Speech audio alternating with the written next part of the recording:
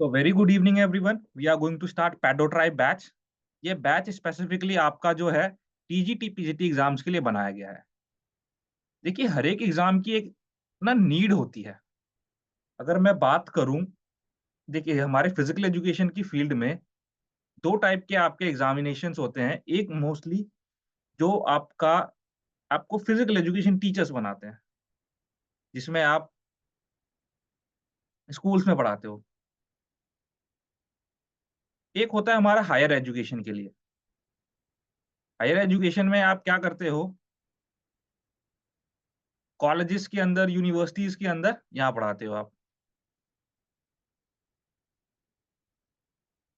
और इसके अलावा डीएसओ और अलग अलग एसओ की पोस्ट होती है आपकी। That is a different thing. उसके ऊपर हम लोग बाद में आएंगे।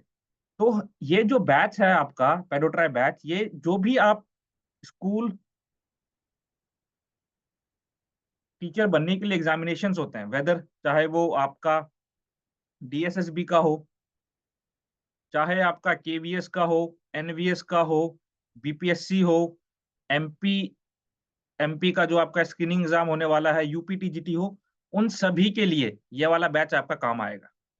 ओके।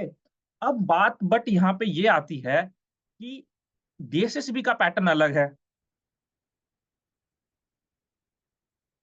केवीएस, एनवीएस और ईएमआरएस, इनका पैटर्न अलग है। बड़ा ध्यान रखना है जो बता रहा हूं मैं अभी, ये कोई नहीं बताने वाला आपको। मैं बड़ा एनालाइज करके आपको बता रहा हूँ। यूपीटीजीटी का पैटर्न अलग है एग्जाम का। बीपीएससी का पैटर्न अलग है एग्जाम पूछने का, एग्जाम का क्वेश्चन पूछने का। यहाँ पे और कुछ स्टेट का मैं अगर लूं, हरियाणा का जो स्क्रीनिंग एग्जाम है, टेट की बात नहीं, एसटेट का भी ले लेते हैं एग्जाम।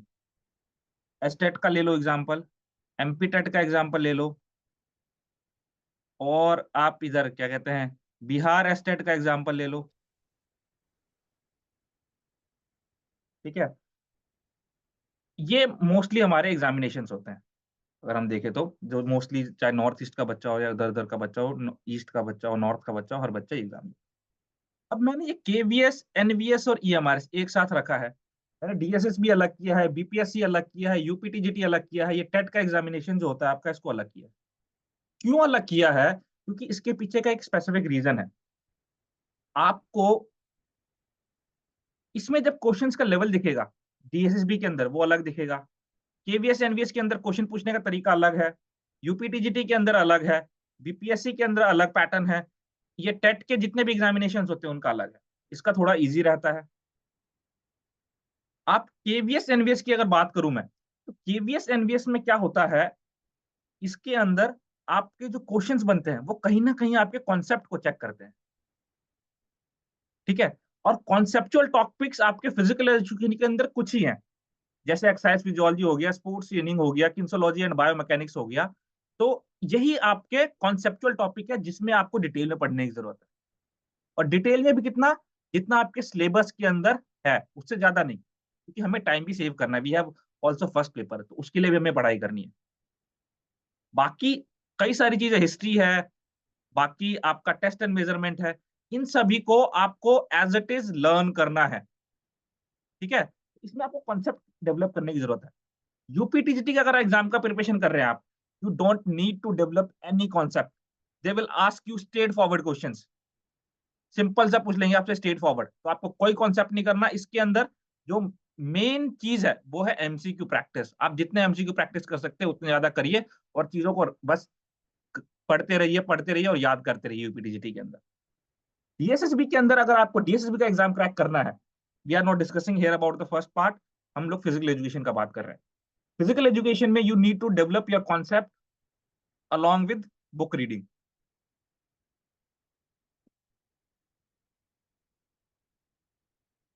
बुक रीडिंग क्यों बोला मैंने डीएसएसबी के अंदर? क्यों? क्योंकि इसके पीछे का रीजन है। अगर आप डीएसएसबी का करंट पैटर्न देखेंगे अभी, तो वो क्वेश्चन कैसे पूछेंगे आपसे, they will write a statement, और स्टेटमेंट में कुछ भी लिख दिया। मान लो एग्जांपल के लिए लिख दिया कि circulatory system has blood vessels,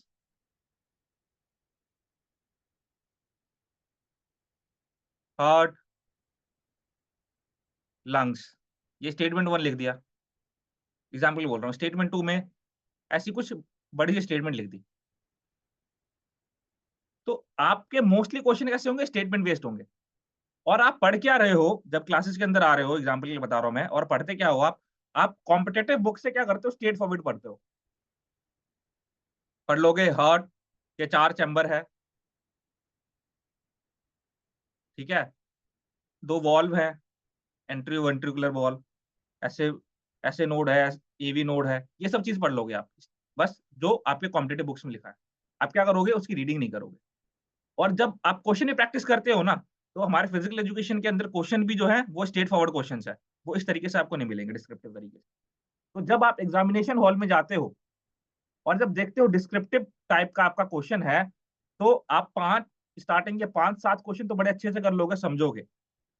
but आगे आगे जैसे जाते रहोगे, आपका माइंड ना रिस्पॉन्स नहीं देगा उस टाइप के क्वेश्चंस को सॉल्व करने के लिए। तो यहाँ पे आप फंस जाते हो।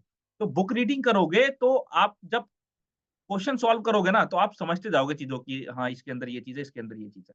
तो जो बच्चा डीएसएसबी की तैयारी कर रहा है, उसको किस तरीके से पढ़ाई करनी है, जैसे ही आज कोई टॉपिक आपने क्लास के अंदर पढ़ा है, उस टॉपिक को जाके बुक में रीड कर लीजिए एक बारी, और कॉम्पिटेटिव बुक्स में नहीं,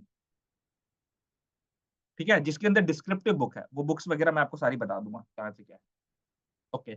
बीपीएससी के अंदर मैं बस आपको एक चीज बता रहा हूँ, मैं आपको 2 बुक भेजूंगा जो बच्चे बीपीएससी की तैयारी कर रहे हैं।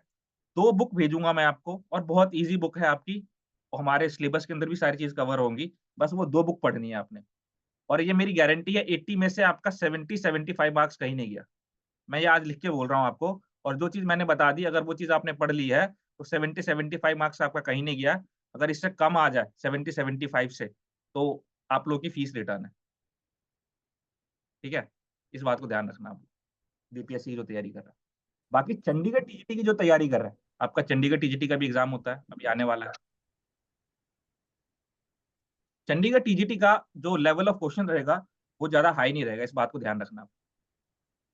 इसका जो पैटर्न रहेगा चंडीगढ़ टीजीटी का, अगर आप पीजीटी एग्जाम को देखोगे तो उसके अंदर हल्का फुल्का कॉन्सेप्ट पूछने की कोशिश करिए, बट इसके अंदर आपका स्ट्रेट फॉरवर्ड क्वेश्चन रहेगा। किस टाइप का मैं आपको बताता हूँ। जो आपका केवीएस एनवीएस का रहता है, उससे थोड़ा सा डाउन रहेगा, ठीक है। इस बात को ध्यान रखना, केवीएस एनवीएस ईएमआरएस का पेपर है। तो आपने क्या करना है, जो बच्चा चंडीगढ़ टीजीटी की तैयारी कर रहा है, मेक श्योर केवीएस एनवीएस और ईएमआरएस जितने पेपर हैं, वो सारे पेपर आप लगा लोगे। डीएसएसबी के जो 2019 से पहले के पेपर, 19 या उससे पहले के पेपर है, वो सारे पेपर लगाने हैं आपने, ठीक है, चंडीगढ़ टीजीटी के लिए। इस बात को ध्यान रखना, ज्यादा हाई नहीं जाएगा चंडीगढ़ टीजीटी का।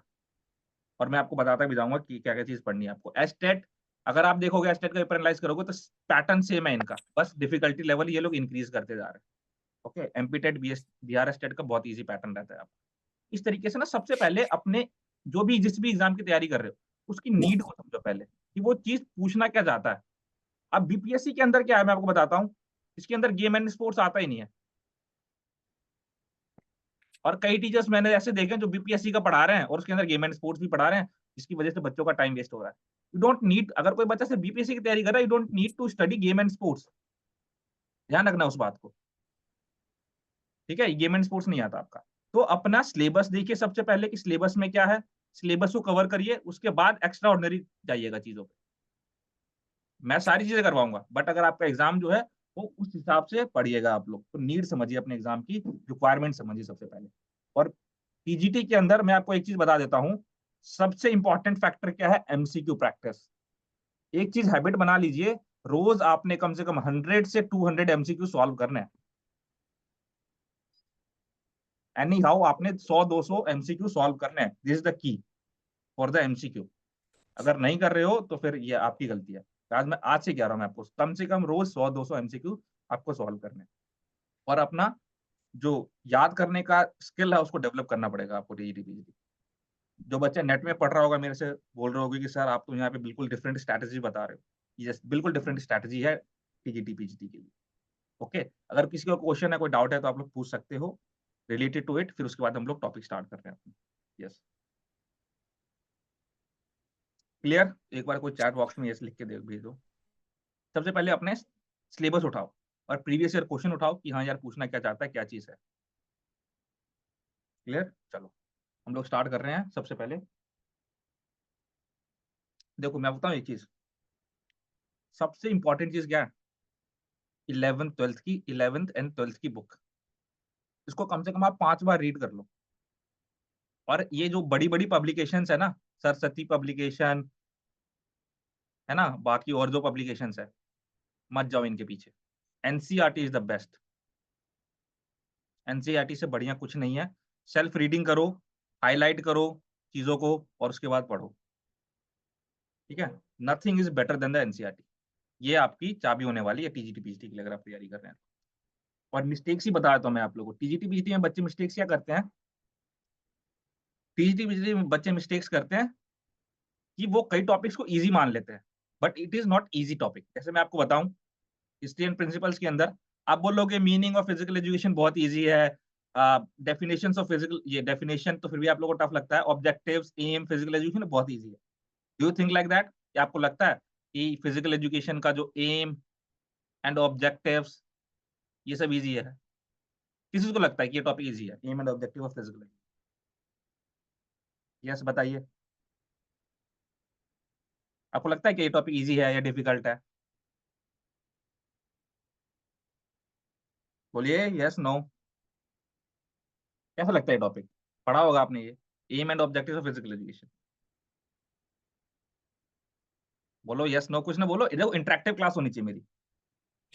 ये सर पढ़ा है। स्टार्टिंग में तो लगता है कि भाई हाँ ये बहुत इजी है, हाँ। बट जैसे ही इसकी डीप में जाना स्टार्ट करते हैं, जैसे मीनिंग आपने पढ़ लिया कि भाई ये 2 वर्ड से मिलकर बना है, फिजिकल प्लस एजुकेशन, हम्म उसके बाद डेफिनेशन की तरफ आप पहुंचोगे। फिर हम्म उसके बाद जैसे ऑब्जेक्टिव की बात होती है हम्म कि भाई अलग अलग जो एजुकेशनिस्ट हैं उन्होंने अलग अलग ऑब्जेक्टिव बता रखे हैं। हम्म जेबीनेस ने अलग बताए हैं, दूसरों ने अलग बताए हैं। हम्म और मेन जो माने गए हैं कि भाई 4 हैं, फिजिकल, हम्म मेंटल, सोशल, इमोशनल।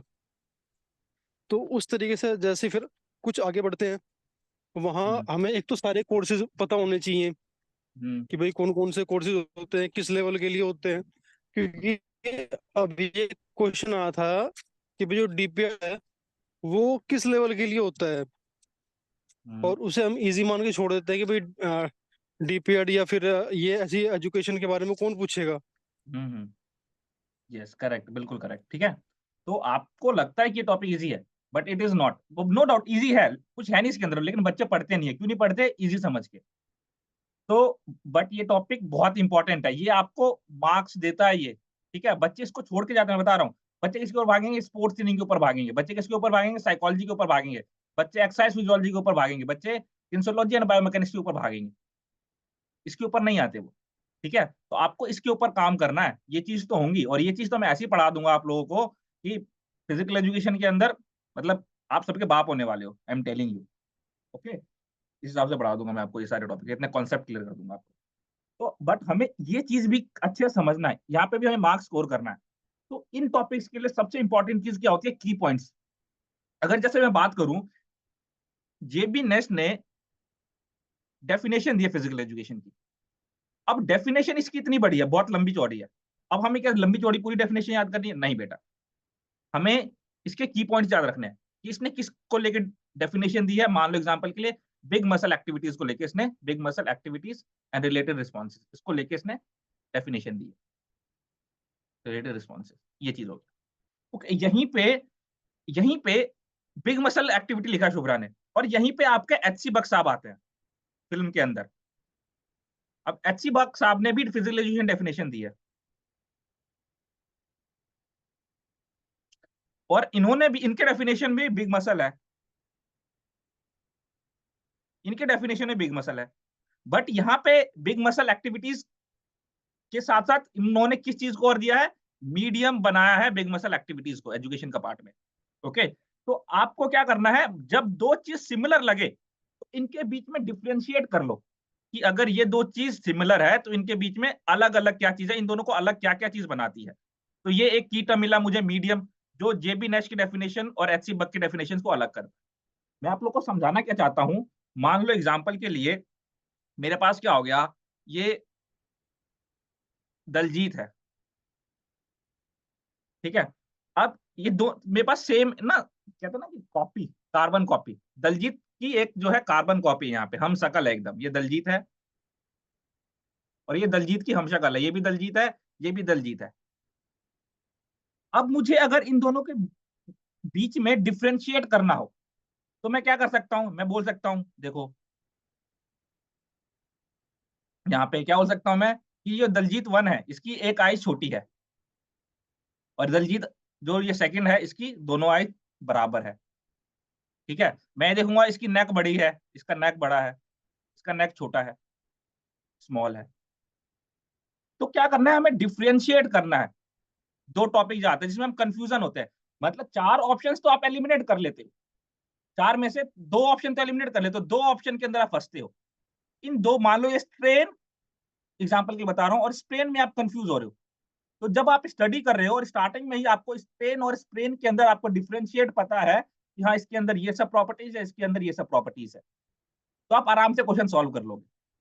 होता है ये चीज। अब आप लोग कंफ्यूज होते हो, जो बच्चा गेम एंड स्पोर्ट्स पढ़ता है, गेम्स एंड स्पोर्ट्स पढ़ता है, इससे पूछ ली, किसी से पूछ लिया कि फुटबॉल का वेट कितना है, तो बोलेगा फुटबॉल का वेट यार 410, 420, 430, 460, यार क्या हो गया, भूल गया यार, मैंने पढ़ा था यार, है ना। इस तरीके से आपका एग्जामिनेशन हॉल में थॉट आता है। तो आपको एक गेम एंड स्पोर्ट्स इस तरीके से पढ़ना है, तो फुटबॉल का एग्जैक्ट वेट है इतना, मान लो 460 एग्जाम्पल के लिए ग्राम है इतना, तो आपके जब एग्जामिनेशन हॉल में आपसे पूछ लिया जाए फुटबॉल वेट 460, बास्केटबॉल वेट मान लो एग्जाम्पल के 233, जो भी है, ठीक है, तो आपसे बस इसका नाम बोले, फुटबॉल का, बास्केटबॉल का, तो आपको उसका एग्जैक्ट वेट पता होना चाहिए। और इस चीज को मैं डेवलप कैसे करवाऊंगा आप लोगों के अंदर, एक कंपटीशन रख के, क्लासेस में मैं आपको कंपटीशन रखूंगा, सारे बच्चे होंगे, मैं वन बाय वन एग्जांपल का नाम लिया, भूपेंद्र बता फुटबॉल का वेट, तुरंत आप जवाब दोगे, दलजीत बास्केटबॉल वेट, प्रिया हैंडबॉल वेट। ठीक है, तो इस तरीके से मैं आप लोगों के साथ इंटरेक्टिव सेशन रखूंगा, जिससे आपकी ये चीज डेवलप होंगी। और बाकी अगर आप खुद डेवलप करना चाहते हैं ये चीज, तो जितने भी गेम्स हैं आपके जिनका सिमिलर वेट होता है बॉल का, एग्जाम्पल के लिए फुटबॉल का हो गया, बास्केटबॉल हो गया, वॉलीबॉल हो गया, तो जिनका सिमिलर है ना वेट, इन तीनों को एक साथ लिख लो इधर। ठीक है, इधर फुटबॉल का, इधर बास्केटबॉल का, इधर इसका, और इन तीनों के बीच में डिफरेंस, अच्छा इसके अंदर फुटबॉल और बास्केटबॉल के अंदर इतने ग्राम का भी डिफरेंस है, 10 ग्राम का मान लो, इसके अंदर 20 ग्राम का डिफरेंस है। तो जब डिफ्रेंशिएट कर लोगे ना आप, तो कंफ्यूजन नहीं रहेगा आपका एग्जामिनेशन हॉल में। इस तरीके से अगर आप स्टडी करते, आई एम टेलिंग यू, आप कभी कंफ्यूज नहीं होने वाले एग्जाम के अंदर। बट अगर आप सिर्फ पढ़ लेते हो फुटबॉल का वेट इतना, बास्केटबॉल का वेट इतना, वॉलीबॉल का वेट इतना, और अगर आप एग्जामिनेशन हॉल में चले गए, तो खिचड़ी पक जाएगी आपके दिमाग के अंदर। बट अगर आपने देख रखा है कि फुटबॉल और बास्केटबॉल के वेट के बीच में इतना डिफरेंस है, ठीक है, इसके बीच के वेट में इतना डिफरेंस है, तब आप बहुत अच्छे से चीजों को समझ जाओगे और एग्जामिनेशन हॉल में आपको इन की पॉइंट्स को आप लोग ध्यान रखिएगा जब टीजीटी पीजीटी एग्जाम की तैयारी कर रहे हो आप। Okay, and revision is the key, I am telling you. चलिए, ये था इतना आज के सेशन में आप लोगों को थोड़ा सा ज्ञान के लिए बातें। आज हम लोग आज का टॉपिक स्टार्ट कर रहे हैं, हम पहला टॉपिक स्टार्ट करेंगे हिस्ट्री एंड प्रिंसिपल्स। अभी भी कोई क्वेश्चन, कोई डाउट है तो आप लोग पूछ सकते हो, फिर हम लोग अपना आज का जो टॉपिक है वो स्टार्ट करेंगे। यस प्लीज, जय शिवानी। सर गेम्स वर्क मैं थोड़ा लेट ज्वाइन हुई, मुझे इतना बाद में रिकॉर्डिंग देख लूंगी, पर सर गेम्स वगैरह आप ही कराओगे? हाँ, मैं करूँगा सब कुछ। ओके। ठीक है, चलिए अब स्टार्ट करते हैं history and principles of physical education. सबसे पहले हम टॉपिक पढ़ेंगे changing trends and career in physical education. देखिए ध्यान रखिए, ये जो हम यूनिट 1 है, इसके अंदर हम लोग ये टॉपिक पढ़ने वाले हैं, changing trends and career in physical education. इसके अंदर हम लोग क्या क्या चीजें पढ़ेंगे, एक तो ये पढ़ेंगे, अगर इसका रेफरेंस मैं आपको बता देता हूँ, जो मेरी पीपीटी रहेंगी इसका रेफरेंस क्या क्या रहेगा, क्लियरली बताता हूँ मैं आप लोग को। आपकी 11th 12th की बुक रहेगी, अगर किसी को डिस्क्रिप्शन आगे पढ़ना है 11th 12th की बुक पढ़ सकता है, श्याम नारायण सर की बुक है वो पढ़ सकता है, और एक इंटरनेशनल ऑथर की बुक है जो मैं, ठीक है, तो एक वो रेफरेंस है, तीन तीन एक एक दो बुक और रेफरेंस है, शॉर्ट कॉम्पिटेटिव बुक्स।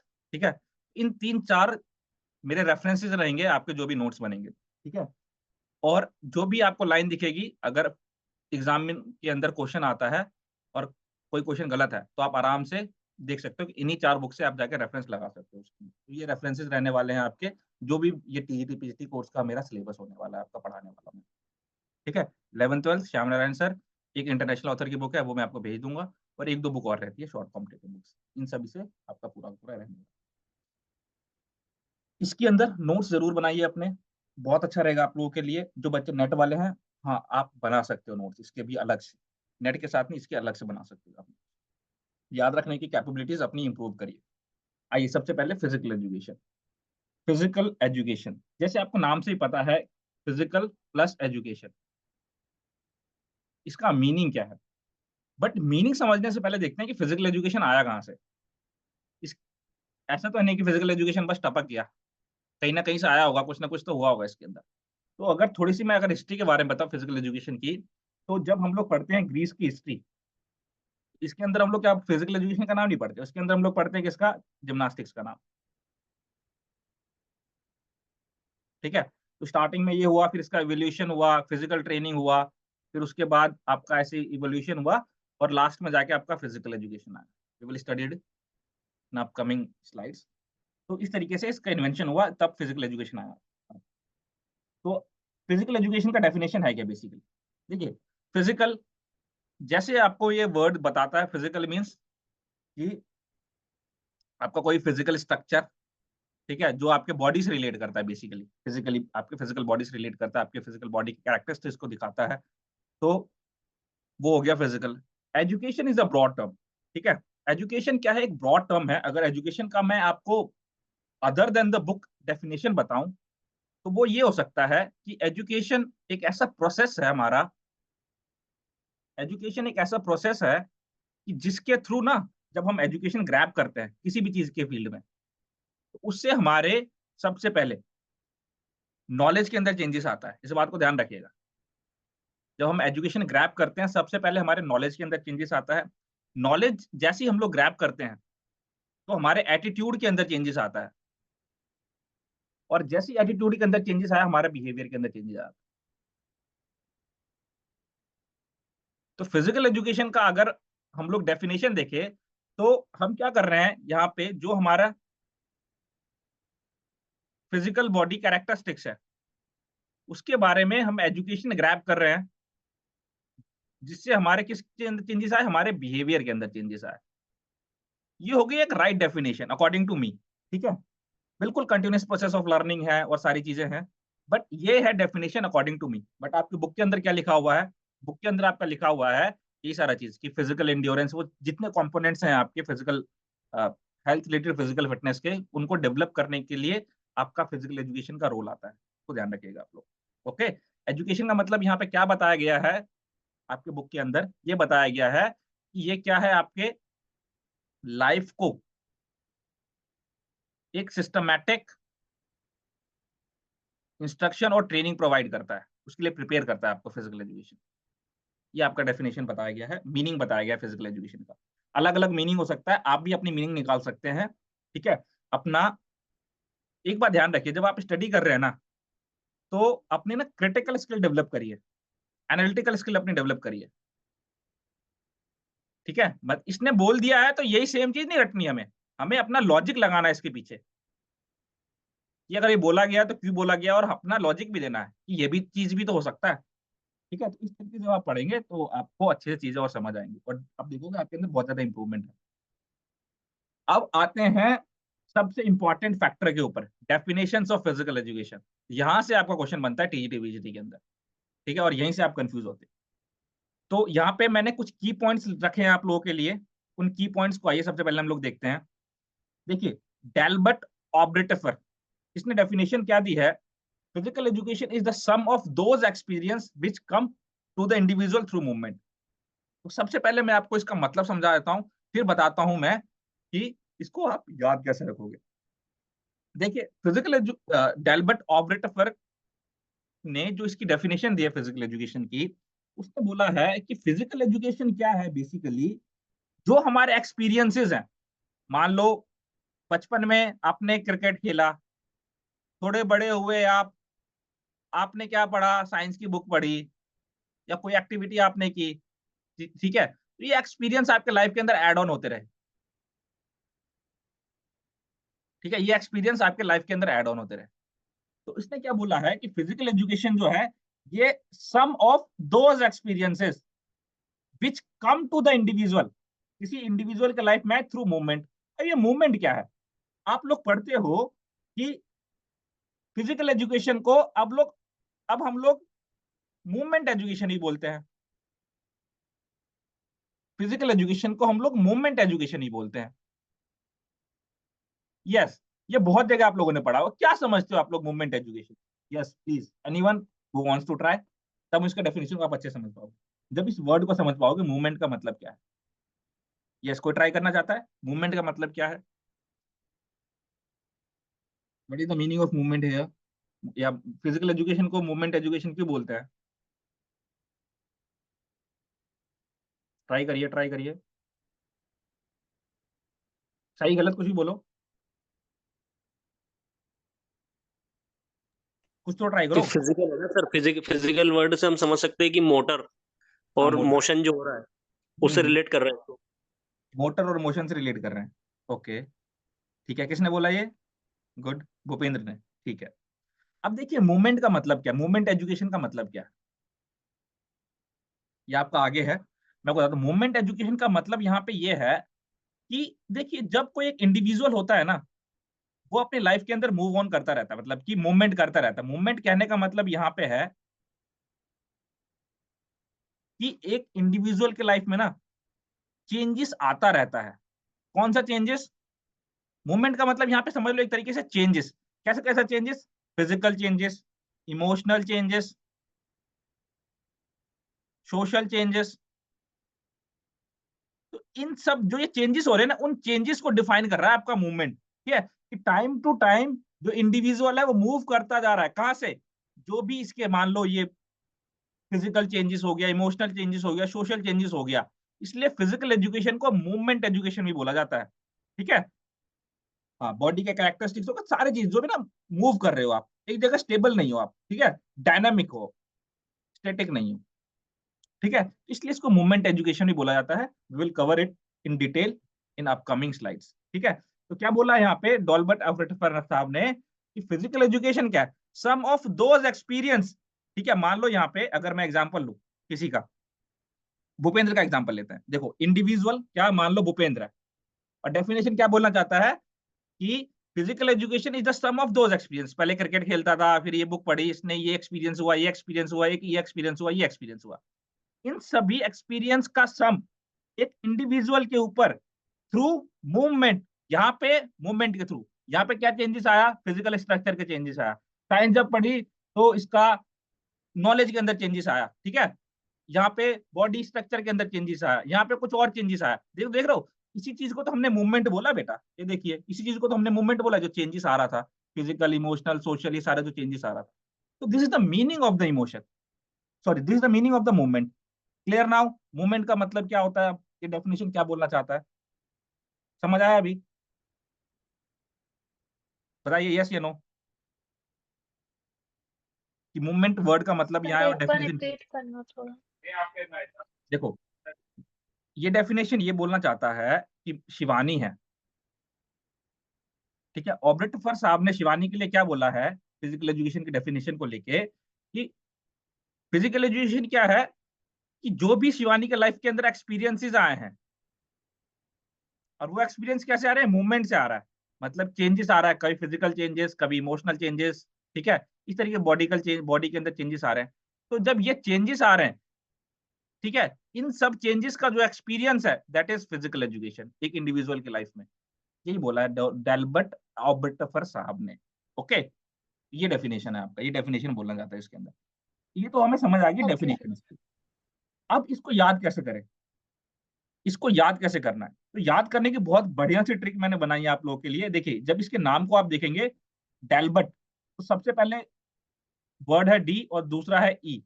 अब इसके डेफिनेशन के अंदर आपको दो चीज पकड़नी है, दोज, ठीक है, डी से, द से, दोज, दोज, और इसके बाद अगला वर्ड क्या है इसका? एक्सपीरियंसेस।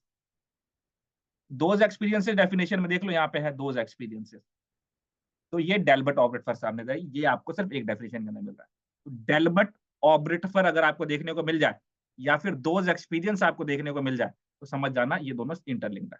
क्लियर नाउ, याद रख लोगे इस डेफिनेशन को, सम ऑफ दोज एक्सपीरियंसेस डेल्बर्ट ऑब्रेटफर। समझ आ गया? यस ठीक है, सर। ट्रिक्स भी हमें यहाँ पे देखनी है साथ साथ, समझने के साथ साथ हमें ट्रिक्स बहुत इंपॉर्टेंट है यहाँ पे। अब आते हैं चार्ल्स से बुचर की।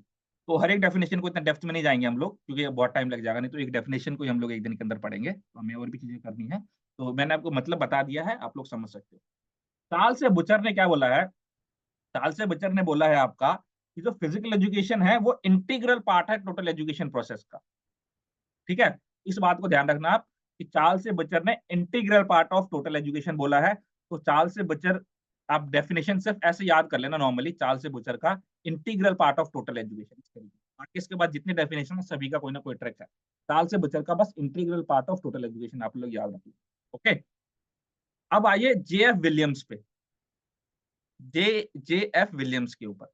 जे एफ विलियम्स का याद रखने का डेफिनेशन ये है कि जे एफ विलियम्स, जे एफ विलियम्स,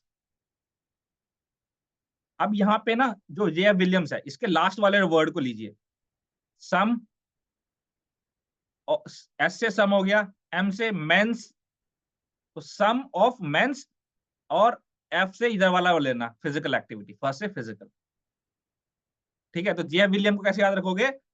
लास्ट वाला सम ऑफ मेंस, फिर इधर एफ से physical activity, sum of men's physical activities. ये ट्रिक है आपका जे एफ विलियम्स का याद रखने का।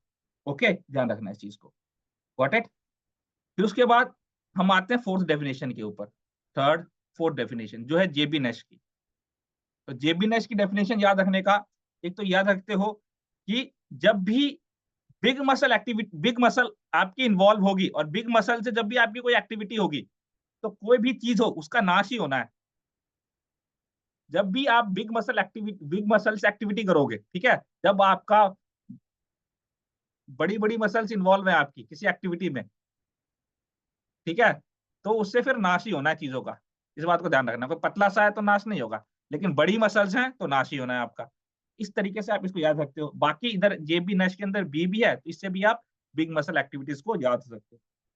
और इसके साथ साथ एंड देयर रिलेटेड रिस्पॉन्सेज, ये भी ध्यान रखना है इसके अंदर, उनके related responses, big muscle activities और उसके रिलेटेड रिस्पॉन्सेज से क्या होगा? नाश होगा। Sorry. तो इस तरीके से आप याद रखते हो चौथी डेफिनेशन, पहली, दूसरी, तीसरी और ये चौथी डेफिनेशन। अब आइए पांचवी डेफिनेशन पे, एचसी बक, इससे भी बिग, व इससे भी बिग मसल एक्टिविटीज, लेकिन इसमें क्या है? Medium of big muscle activities. और देखो यहाँ पे दो वर्ड आया ना, बिग मसल, इसको डिफ्रेंशिएट कर लो। बिग मसल कहाँ कहाँ आया है? एक तो आया है बिग मसल एक्टिविटीज जेबी नेश में और एचसी बक में, बट जेबी नेश का क्या कह रहा है definition? Big muscle activities and their related responses.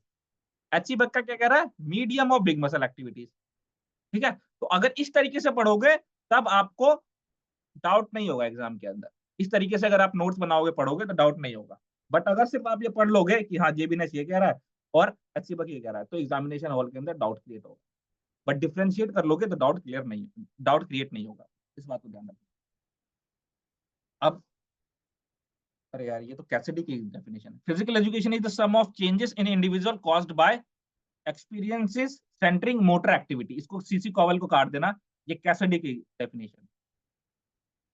ठीक है, कैसिडी की डेफिनेशन। तो कैसिडी की डेफिनेशन कैसे याद रखोगे? देखिए, जो आपके कैसेट है ना, जो ये कैसेट होता है आपका पुराना वाला, वो कैसेट चलता कैसे है? वो चलता है मोटर से। ठीक है, तो कैसिडी की डेफिनेशन आप क्या लिखते हो? Motor activity. इस बात से आप लोग याद सकते हो। तो हमने कितनी डेफिनेशन देखी अभी? यस, 5-6 डेफिनेशन जो भी हम लोगों ने देखी है।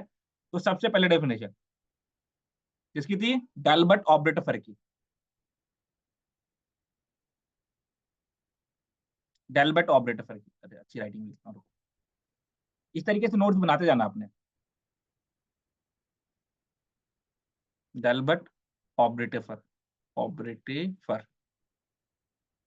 क्या है इसका? डेल्बर्ट ऑपरेटर का की पॉइंट क्या क्या बेटा, बोलते जाइए। Those experience. Sir, Some of the sir, D for those or sir, E for experience. हाँ,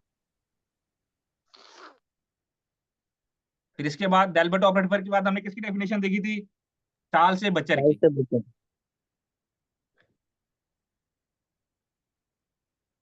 क्या है फिजिकल एजुकेशन, क्या है, integral integral part, part. Integral Total part of total education. बेटा बोलते रहिएगा, देखिए बोलोगे क्लास के अंदर, अट्रैक्ट इंटरेक्टिव रखोगे सेशन, तो आपको याद होता रहेगा, integral part of total education. फिर हम लोगों ने किसकी देखी थी, चार्ल्स से बचर के बाद JB J Williams. Nash. J Williams की, ठीक है, जे विलियम्स की लिख लो, जे एफ विलियम्स। अब विलियम्स में क्या लास्ट वाला लेना है, तो sum, Some S of for sum और W for man. Sum of men's physical activity. Physical activity.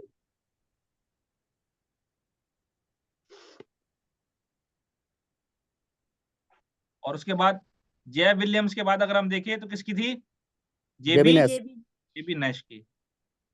अब जेबी नेश की क्या है डेफिनेशन, कि नाश तो big muscle activities and related responses, big muscle activities and related responses, क्या होगा, नाश हो जाएगा। फिर जेबी नेश के बाद किसकी देखी, H.C. Buck. एचसी बक की। तो एचसी बक में भी बी है, तो इसमें भी बिग मसल एक्टिविटी है। Medium. Medium. यहाँ पे क्या है, मीडियम और बिग मसल एक्टिविटीज है। Medium of big.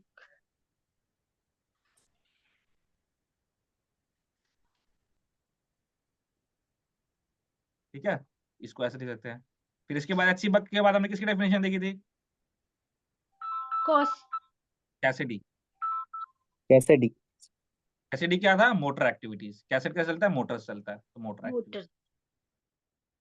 तो ये की पॉइंट्स बना के आप लोग याद रखते हो डेफिनेशन, ठीक है। और इसी तरीके से आपको अगर पूरी डेफिनेशन लिख भी रहे हो अपने नोट्स के अंदर, तो मेक श्योर ये शॉर्ट डेफिनेशन को हाईलाइट करके लिखो आप लोग। तो ये था आपका डेफिनेशन। अब आइए आगे थोड़ा सा, कि जो फिजिकल एजुकेशन है आपका, वो क्या है, एक टीचिंग लर्निंग प्रोसेस है, किसके थ्रू, आपका फिजिकल एक्टिविटीज के थ्रू, ठीक है, जिसकी वजह से आपका फिजिकल फिटनेस इंप्रूव होता है, मोटर स्किल्स इंप्रूव होता है, नॉलेज इंप्रूव होता है, स्पोर्ट्समैनशिप डेवलप होता है, इमोशनल स्टेबिलिटी आती है, और हेल्दी बिहेवियर आपका डेवलप होता है। ठीक है, तो ये सब जनरल चीज है, सभी को पता होगा, धीरे धीरे बाकी नहीं तो, और हम इन सारे टर्म्स को स्पेसिफिकली पढ़ेंगे भी। अब आइए, जो आपके ट्रेंड चेंज हुआ है फिजिकल एजुकेशन के अंदर, उसको जैसे मैंने आपको फर्स्ट बताया था कि पहले हम लोग किससे जानते थे, जिम्नास्टिक्स के नाम से जानते थे फिजिकल एजुकेशन को। तो जब अर्ली पीरियड स्टार्टिंग में, जब ग्रीस का पीरियड था, उस टाइम पे जिम्नास्टिक्स के नाम पे जाना जाता था इसको, 1800 में। ठीक है, 1800 में इसको जिम्नास्टिक्स के नाम से जाना जाता था। और देखो इसके अंदर ना फिर हाइजीन ट्रेनिंग आया, हाइजीन ट्रेनिंग आया, इस कब आया, 1820 के अंदर। फिर हाइजीन ट्रेनिंग के बाद आपका आया फिजिकल कल्चर 1840 के अंदर, जिम्नास्टिक्स, फिर उसके बाद हाइजीन ट्रेनिंग, फिर उसके बाद आपका जो है, एक मिनट रुकिए जरा, gymnastics, hygiene training, physical culture, उसके बाद फिजिकल ट्रेनिंग, और फिर फिजिकल एजुकेशन। अब यहाँ पे अगर बाय चांस आपसे ईयर पूछ ले एग्जामिनर, तो कैसे याद रखोगे, जिम्नास्टिक्स 1800 बहुत इजी है, और उसके बाद ना 20-20 साल का चेंज करते रहो, 1820 में हाइजीन ट्रेनिंग, फिर 1840 के अंदर फिजिकल कल्चर, बस रुक जाओ यहाँ पे, 3 बार 20 साल ऐड करते रहो।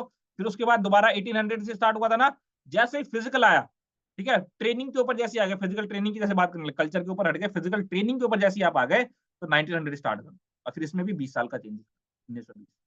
ठीक है, तो चेंजेस कितना हो रहा है, 20-20 ईयर्स का हो रहा है, बस 20-20 T20 का चल रहा है गेम यहाँ। पहले जिम्नास्टिक्स, सभी को पता होगा, ग्रीस में जिम्नास्टिक्स के नाम से जानते थे। फिर उसके बाद हाइजीन ट्रेनिंग, फिजिकल कल्चर, जैसी ट्रेनिंग आया फिजिकल ट्रेनिंग, 1900 हो गया, पूरा 1 साल लग गया फिजिकल ट्रेनिंग तक आने में, और फिजिकल एजुकेशन 1920 से इसको जाना जाता है। इस बात को ध्यान रखना आप लोग। अब आ गए हम लोग इसी बात को लेके जहां से हमने अपनी बात स्टार्ट करी थी, कि फिजिकल एजुकेशन को हम लोग मूवमेंट एजुकेशन के नाम से भी जानते हैं, और ये क्वेश्चन भी आता है आपका कई बारी। तो इसको मूवमेंट एजुकेशन के नाम से क्यों जानते हैं हम लोग? तो मैंने आपको बताया मूवमेंट एजुकेशन के नाम से क्यों जानते हैं, क्योंकि चेंजेस आता रहता है एक इंडिविजुअल के अंदर, ठीक है, ताकि उसका जो मोटर एक्टिविटी है, अब मोटर एक्टिविटी क्या होता है? मोटर एक्टिविटी होता है आपका, मोटर एक्टिविटी, मोटर एक्टिविटी होता है आपका कि यहाँ पे जो आपका ब्रेन सिग्नल भेज रहा है आपके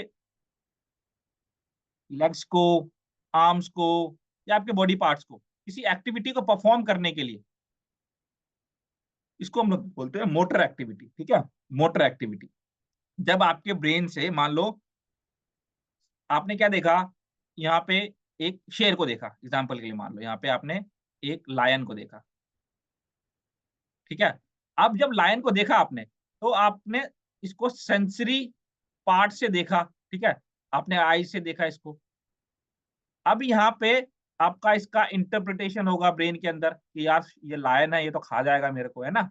मान लो यहाँ पे क्या है, दलजीत खड़ी है, ठीक है, ये नहीं, यहाँ नहीं, ये इधर, इधर तो लायन खड़ा है इधर दलजीत खड़ी है, मान लो दलजीत का ब्रेन है, ठीक है। अब दलजीत ने इस लायन को देखा, ठीक है, तो जब ये सिग्नल इसके आइज तक गया, या आइज के थ्रू इसके ब्रेन तक सिग्नल गया, तो सेंसरी न्यूरॉन लेके गया सिग्नल इसके ब्रेन तक, ठीक है। और ब्रेन में जैसे सिग्नल गया, यहाँ पे इंटरप्रिटेशन हुआ, तो अब इसका मोटर एक्टिविटी क्या होगा? क्या करोगे दलजीत? शेर को देखोगे तो लड़ोगे शेर से या भाग जाओगे? बोलो क्या करोगे बेटा, आप सभी से क्वेश्चन है। अगर शेर आ गया, आपने शेर को देखा, तो क्या करोगे? शेर से लड़ने जाओगे या भाग जाओगे? भाग भागोगे? जाऊंगा भागेगी सर। भागेंगे अरे सर डरपोक डरपोक हो तुम सब, लड़ने की कोशिश करना एक बार, ठीक है, चलो यस। तो यस, भाग जाओगे आप, तो क्या हो गया, ये जो आप रनिंग स्टार्ट कर दी आपने, ये क्या हो गया आपकी एक motor activity, this is the motor activity, got it. तो ये चीज है मोटर एक्टिविटी करने का मतलब ये है। तो यहाँ पे क्या हो गया, एक चीज डेवलप हुई, यहाँ पे कुछ ना कुछ एक्सपीरियंस हुआ। तो मान लो ये कौन से जंग, ये जो है घूमने गई थी कहाँ पे, उत्तराखंड घूमने गई थी, उत्तराखंड में इसने शेर देखा, ये एक्सपीरियंस इसको मिला, वो आगे कभी नहीं जाएगी उत्तराखंड में घूमने के लिए, क्योंकि उसने एक्सपीरियंस से क्या गेन किया कि यहाँ पे लायन है, यहाँ नहीं जाना मैंने, ठीक है। तो ये एक एक्सपीरियंस ऐड ऑन हुआ उसकी लाइफ के अंदर। फिर ये एक बार कहीं नेशनल खेलने गई, यहाँ पे एक अच्छा प्लेयर देखा, यहाँ पे कुछ स्किल डेवलप कर ली उसने अपने अंदर, ठीक है। अब फिर कहीं गई, कुछ और हुआ, तो यहाँ से कुछ नया चीज ऐड ऑन किया उसने अपने लाइफ के अंदर। तो ये क्या है, एक चेंजेस हो रहा है इसके स्किल के अंदर, इसके नॉलेज के अंदर, इसके एटीट्यूड के अंदर चेंजेस हो रहा है। ये क्या हो रहा है, एक मूवमेंट हो रहा है लाइफ के अंदर, मूवमेंट हो रहा है, टाइम टू टाइम एक नया नया मूवमेंट हो रहा है, उस मूवमेंट से कुछ ना कुछ नया सीख रही है। तो इसलिए फिजिकल एजुकेशन को मूवमेंट एजुकेशन भी बोला गया है। क्यों? क्योंकि इसके अंदर टाइम टू टाइम कुछ ना कुछ चेंजेस होता रहता है, कुछ ना कुछ आप सीखते रहते हो। आपके बॉडी स्ट्रक्चर के अंदर चेंजेस, आपके फिजिकल स्ट्रक्चर के अंदर चेंजेस, आपके इमोशनल स्ट्रक्चर के अंदर चेंजेस, आपका लाइफ के अंदर कुछ ना कुछ चेंजेस, ठीक है। इंप्रूवमेंट होता रहता है आपकी लाइफ के अंदर, इसलिए इसको मूवमेंट एजुकेशन बोला गया है, ठीक है। मोटर एक्टिविटी के थ्रू आपके मोटर एक्टिविटी को एफिशिएंट बनाता है, develop efficient motor activity. Hello sir. हाँ बोलिए। सर अभी ना सर फिजिकल एजुकेशन सर कई कई बुक में ना physical education and health education भी सर कहते हैं ना सर अभी। हाँ, फिजिकल एजुकेशन हेल्थ एजुकेशन बोलते हैं, बिल्कुल कोई मतलब वर्ड नहीं है, physical education and health education. Sir वो उनका रिलेशन पूछते हैं उनके किसका? बीच में। Sir physical physical education, education का देखो हेल्थ हेल्थ, एजुकेशन के बीच, इनके बीच क्या रिलेशन है? हेल्थ एजुकेशन और फिजिकल एजुकेशन के बीच में, देखो फिजिकल एजुकेशन क्या है आपका, एक किसी ब्रॉड टर्म की बात करता है, आपके फिजिकल, इमोशनल, सोशल, ठीक है, कॉग्निटिव, इन सारे चीजों को लेकर बात करता है। बट हेल्थ एजुकेशन किसको फोकस करता है? हेल्थ एजुकेशन फोकस करता है आपके हेल्थ को लेके सर, ठीक है, आपके न्यूट्रिशन को लेके, ओबिसिटी को लेके, ठीक है। नो डाउट कि इस पे भी फोकस करता है आपका फिजिकल अपीयरेंस, इमोशनल, ठीक है, आपका जो कॉग्निटिव है, इन सब चीजों के ऊपर ही फोकस कर रहा है। बट फिजिकल एजुकेशन ये एक ब्रॉड टर्म हो गया एग्जाम्पल के लिए मान लो, और हेल्थ एजुकेशन एक स्पेसिफिक एरिया हो गया यहाँ पे। जैसे अगर मैं बताऊं आपको एग्जाम्पल के लिए, आप लोग क्या कर रहे हो अभी, फिजिकल एजुकेशन पढ़ रहे हो, तो फिजिकल एजुकेशन इधर बहुत सारे सब्जेक्ट है, ये इधर हेल्थ एजुकेशन है, इधर एक्सरसाइज फिजियोलॉजी है, फिजियोलॉजी एंड बायोमैकेनिक्स है, ठीक है, इधर रिसर्च है, ये सब आपके टॉपिक्स है। तो क्या हो गया, एक ब्रॉड टर्म हो गया। अब ये आपने मान लो एम्पियड किया आपने, तो इन सारे टॉपिक्स को आपने पढ़ा एग्जाम्पल के लिए। अब अगर मैं बोलूं आपको, अब यहाँ पे ना आपके अलग भी होता है, आपका मास्टर्स इन एक्सरसाइज फिजियोलॉजी भी होता है, मास्टर्स इन एक्सरसाइज फिजियोलॉजी। अब इसके अंदर पूरी की पूरी आपको एक्सरसाइज फिजियोलॉजी पढ़ाई जाएगी सर। तो ये क्या हो गया, एक स्पेसिफिक हो गया, स्पेशलाइजेशन हो गया आपका। तो वैसे फिजिकल एजुकेशन क्या है, एक ब्रॉड एरिया है, और हेल्थ एजुकेशन एक इसका पार्ट है, ये स्पेसिफिक पार्ट है, इसके अंदर आप स्पेसिफिकली पढ़ोगे चीजों को related to what, related to health. समझ आ गया अभी? Yes sir. सर तो हम कह सकते हैं फिजिकल एडुकेशन को सर हम होलिस्टिक डेवलपमेंट में सर कह सकते हैं ना sir easily. Wholesome development, holistic development आप बोल सकते हो इसको। और सर हेल्थ एडुकेशन को सर हम फिजिकल और मेंटल डेवलपमेंट भी कह सकते हैं ना, फिजिकल और मेंटली जो डेवलपमेंट हो रही है। Not only physical and mental development, it also develops your emotional psychological factor. development, cognitive development, क्योंकि होलसम डेवलपमेंट की या होलिस्टिक डेवलपमेंट की बात हम लोग उसमें भी करते हैं, हेल्थ एजुकेशन में भी करते हैं। Okay, but okay sir. इसके अंदर डिफरेंशिएशन क्या कर सकते हो आप, बस यही कि ये आपके स्पेसिफिक पार्ट को, स्पेसिफिक चीज को डिफरेंस, जैसे कि अगर मैं आपसे बोलूं कि हम लोग रहते कहाँ, हम सभी लोग कहाँ रहते हैं, इंडिया में रहते हैं, we all lives in India. बट इसके अंदर, इंडिया के अंदर क्या है, शुभाजीत वेस्ट बंगाल में रहता है, प्रिया पंजाब में रहती है, ठीक है, दलजीत पंजाब में रहती है। तो ये स्पेसिफिक चीज होगी ना आपकी, एक पर्टिकुलर लोकेशन होगी आप, बट हम सब कहाँ रह रहे हैं, इंडिया में रह रहे हैं। तो वैसे फिजिकल एजुकेशन आपका एक ब्रॉड टर्म हो गया, उसके अंदर हेल्थ एजुकेशन एक चीज है जिसके अंदर हम स्पेसिफिक सिर्फ हेल्थ एजुकेशन को पढ़ते हैं। ठीक है, यहाँ पे वेस्ट बंगाल के अंदर हम देखते हैं स्पेसिफिक शुभाजीत रह रहा है, बट वो क्या है, इंडिया के अंदर ही। अभी समझ आ गया आपको?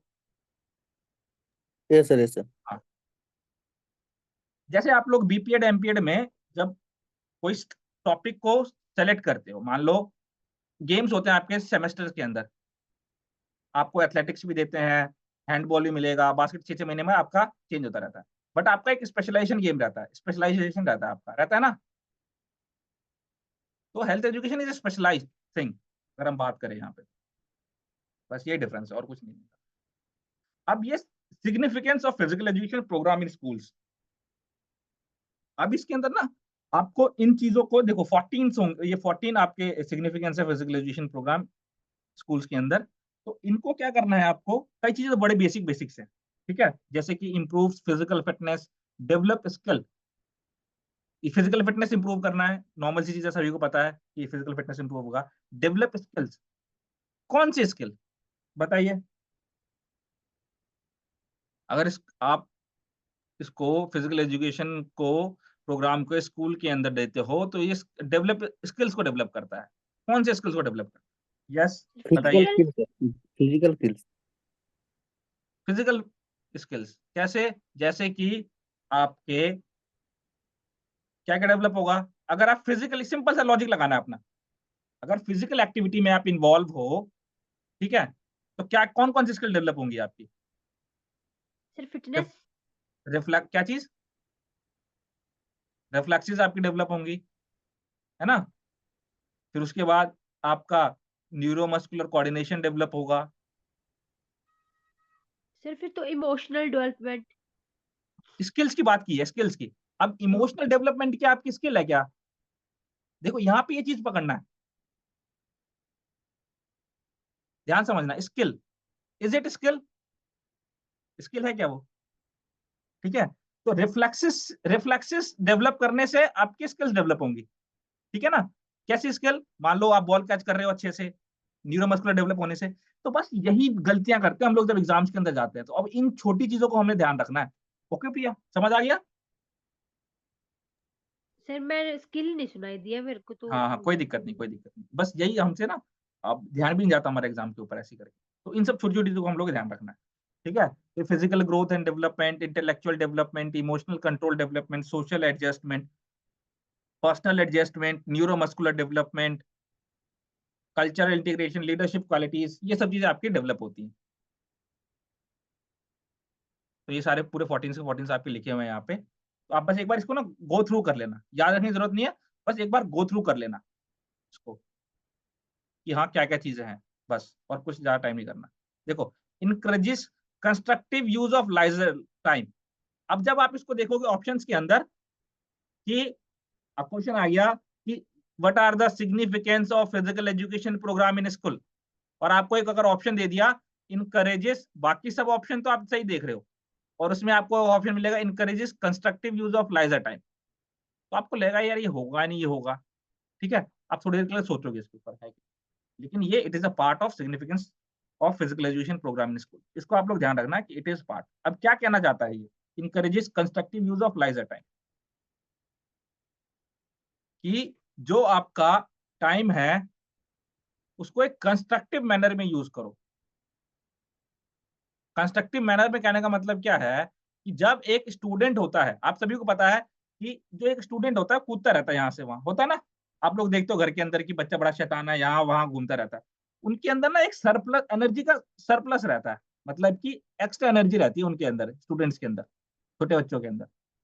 आपको बोलूंगा यहाँ से आपको बोलूंगा ना, आप लोग ऐसे अपने मतलब बिना मतलब के इधर उधर नहीं दौड़ते रहोगे, लेकिन जो एक छोटा बच्चा होगा इधर उधर दौड़ता रहेगा बिना फालतू में, बिना मतलब, इधर जाएगा कभी उधर जाएगा। आप बड़े हो गए हो, आप बिना मतलब के इधर नहीं जाओगे उधर नहीं जाओगे, लेकिन एक छोटा बच्चा इधर उधर घूमता रहता है, तो क्यों, उनके अंदर ना एक्स्ट्रा एनर्जी रहती है। तो जो फिजिकल एजुकेशन है ना, फिजिकल एजुकेशन आपको सिखाता है या फिजिकल एजुकेशन आपको हेल्प करता है कि ये जो एक्स्ट्रा एनर्जी है स्टूडेंट्स की, उसको एक राइट डायरेक्शन में यूज करो, ठीक है, whether it is in sports या अपना हेल्थ को इंप्रूव करने के लिए, ठीक है। तो ये आपको कौन डायरेक्ट करता है, फिजिकल एजुकेशन बताता है आपको, तो इसलिए हम बोलते हैं यूज ऑफ करेक्ट लाइजर टाइम या worth use of leisure time या constructive use of leisure time, ठीक है, इस बात को भी ध्यान रखें, ये कहना चाहता है इसका ये मतलब। अब है AIIMS and objectives of physical education. अब देखो ये सेम चीज, physical education is education through movement, ठीक है, मूवमेंट, हर बार आया ना ये वर्ड, और इसका मतलब भी हमें पता है कि मूवमेंट क्या कहना, मूवमेंट का मतलब क्या है, और ये हमारी फिजिकल एबिलिटी, हेल्थ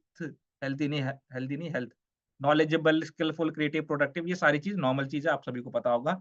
अब national plan of physical education and recreation क्या कहना चाहता है, इसकी डेफिनेशन क्या है, इसकी डेफिनेशन ये है कि जो एक स्टूडेंट है या चाइल्ड है उसके अंदर physical, mental and emotionally fit होना चाहिए, और ना केवल फिजिकल, मेंटल, इमोशनली फिट होना चाहिए, उसके अंदर पर्सनल और सोशल क्वालिटीज भी डेवलप होनी चाहिए, ठीक है।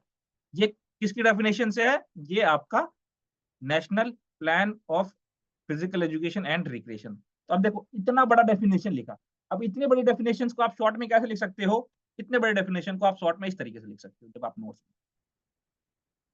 National plan of physical education and recreation. अब इसका डेफिनेशन क्या कहता है, चाइल्ड के अंदर क्या क्या चीज इंप्रूव होनी चाहिए, फिजिकल, मेंटल, इमोशनल, और इसके साथ साथ दो चीज और थी, क्या है दो चीज, आपका क्या कहते हैं, पर्सनल पर्सनल पर्सनल और सोशल का। सोशल। और सोशल स्किल्स, पर्सनल स्किल्स और सोशल स्किल्स, ठीक है। तो अब देखो आपको इतनी बड़ी लाइन लिखनी पड़ रही है क्या, नहीं, बस ये देखा आपने, आपको डेफिनेशन आराम समझ आ जाएगा कि हाँ यार क्या कहना है। तो दीज आर द ट्रैक्स, और जब आप रिवीजन करोगे ना, इतनी बड़ी लाइन आपको याद रखने की जरूरत नहीं है, इतना बड़ा टाइम वेस्ट नहीं करना पड़ेगा, ये आप विद इन 2 सेकेंड्स इसको रिवाइज कर लोगे। बट जब इतनी बड़ी लाइन लिखी होगी तो यार पता नहीं 10 मिनट पढ़ते रहोगे, याद हो जाए, नहीं होगा। बस ये, लेकिन एक डायग्राम आपको पूरा पूरा पिक्चर क्लियर करके, ठीक है। इस तरीके से नोट्स बनाओ, अपने शॉर्ट्स नोट्स बनाओ, ट्रिक्स यूज करो। ये एम्स हैं आपके, फिजिकल सॉरी ऑब्जेक्टिव्स हैं, ऑब्जेक्टिव्स ये पूरे के पूरे आपके हैं, जैसे कि वैल्यू ऑफ फिजिकल एजुकेशन, ये सारा चीज। और ये जो ऑब्जेक्टिव्स है ना, इन ऑब्जेक्टिव्स को अलग अलग ऑथर्स ने दिया है, ठीक है, जैसे जेबी नेश ने अलग दिया है, एचसी बक ने अलग दिया है। तो ये आपके एक बार तो ये ऑब्जेक्टिव्स देखना, अभी मैं आपको बताऊंगा, ये सारे ऑब्जेक्टिव्स ना आपके कवर हुए हैं, अलग अलग जो डेफिनेशन दी है आपके, जैसे बुक वॉल्टर ने, जेबी नेश ने। तो यहाँ मैं आपको इन ऑब्जेक्टिव्स को डिटेल में एक्सप्लेन करूंगा कि बुक वॉल्टर के ऑब्जेक्टिव्स में क्या क्या है, जेबी नेश ने जो ऑब्जेक्टिव दिया है क्या है। सबसे ज्यादा क्वेश्चन बनता है आपका जेबी नेश के क्या कहते हैं ऑब्जेक्टिव, सबसे ज्यादा क्वेश्चन बनता है टीजीटी के अंदर, हम लोग देखेंगे। आज के लिए बस इतना ही है, आपका टाइम भी हो चुका है। एक बात को आप लोग ध्यान रखिएगा, ये जो क्लास है एग्जैक्ट 6 PM पे हमारी स्टार्ट हो जाएगी और एग्जैक्ट 7 PM पे खत्म हो जाएगी, ठीक है, तो बिल्कुल 5 मिनट या 2 मिनट पहले ज्वाइन करिएगा आप क्लास, क्योंकि 6 PM पे मैं एकदम एग्जैक्ट पढ़ाना स्टार्ट कर दूंगा और 7 PM पे एग्जैक्ट हमारी क्लास बंद हो जाएगी। ओके, 7 PM के बाद जो डाउट्स होंगे, जो क्वेरीज होंगे आपकी, वो मैं आप लोगों से लूंगा। ठीक है, तो आज के लिए बस इतना ही है। बाकी कोई क्वेरीज है, कोई डाउट